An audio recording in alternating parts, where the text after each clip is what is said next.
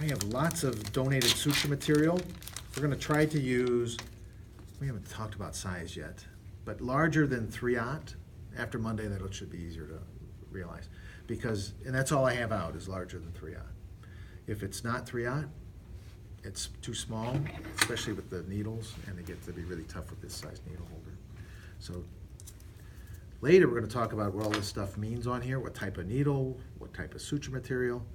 That's irrelevant right now, but you might keep the pack like we talked about before. So holding it properly with your fingers is part of it, but holding the needle in the right position is proper too. We're always going to have the curve up, and notice that the needle holder jaw is either halfway or further back than halfway. Don't have it closer to the point than halfway up the curve. Really rare to have straight needles in this business. That's because when we suture something, we have material underneath, not material, organs. We don't want to go into the organ with a straight needle. This curves out. All right, so I'm just going to throw, I call this a throw. Let's pretend that's an incision. It just has to be a crease in my stuff. We always work away from us towards us. Always. Well, that's the best way to do it. It's called a forehand. So if you ever played tennis, you know the palm going first, hitting the ball is always easier than a backhand. So when we do a backhand, the curve will be this way, and some patterns we'll learn next week. We have to do one backhand or two. It's just uncomfortable. It's not easy to direct. So always use a forehand. So if you're ever thinking, where do I start? Oh, start opposite the incision I'm on. If the incision were this way, I'd be standing over there. So we're always standing this way on incision. So I'm going to call this taking a bite.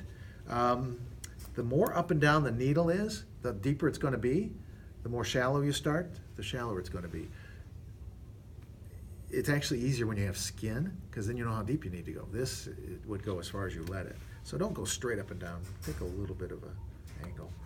You want to curl this needle through. You notice I let go and curled it further through. I am not pushing it. I'm just following the curve. You want to follow the curve. I'm going to pull this out with my needle holders, not my finger, because I don't want to get stuck through a glove. And I'm going to curl it out. We're not yanking it out. If you ever feel it go, that's because you just cut into, you just tugged the back end of your needle through the tissue and that damaged it. Once the needle's out of the skin, then you can take your free hand. Is anybody left-handed here?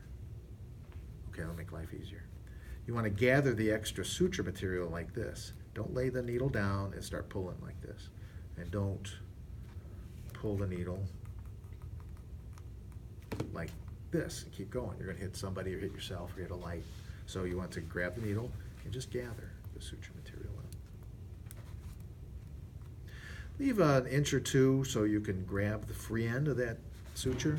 Hope you can see against the black background. Next week I plan on using bananas, so it'll be a little easier to see. But the bananas won't keep till next Monday, so I'll just buy them next Monday and use them Monday and Wednesday. So do you notice that these two ends sticking out of the skin make a V? So you place the instrument in the V, not on the outside of the V, on the inside of the V. And you make 1, 2 loops. So in the V, and you're going to do 2 loops. You're then going to grab the free end of your suture, and your free end always needs to switch sides. So it's on Jordan's side right now. When I pull it, it's going to come towards me. And notice I'm not lifting things up when I make my knot. It's straight across. I'm not going to tighten it any more than that. It'll dig into the skin. And really, you're only going to be doing skin sutures. So you always do this first double loop. In your notes, we'll talk more about it Monday. That's called a surgeon's knot. When you make 2 throws. Why do you do 2 throws? Because this stuff is slippery. It's like fishing line. And if you ever try to do a bow on a package, you do that first knot, and then it wants to undo it by the time you do the bow. So you have somebody put their finger or thumb on it, right? Well, if you do 2 throws instead of 1, it has a little more friction and it stays put. So these 2 throws hold this in place while we put the second knot on top of it. Now normally, I only do that for skin. On other tissues, it's not got much pull pressure it wants to undo. So you're only doing skin. I doubt somebody's going to have you do anything else. And it might just be an autopsy. They want you to close things up. That's fine too. You still want to make it look pretty because the owner doesn't want a Frankenstein-looking animal back. But the skin's going to pull apart if you don't do the 2 throws. So that's a surgeon's knot. We need to make square knots in order for things to hold. A square knot means this little end is going to go back to that side on my next knot. So inside the V, I know it's not standing up now, but it's a V. I'm going to make 1 loop, grab the end, and pull it the opposite way. That's a square knot. Square knot really is made of two knots. On skin, I want you to always do 2 square knots. So in the V, 1 loop from now on, and change the sides. The second knot makes the last knot for the square knot.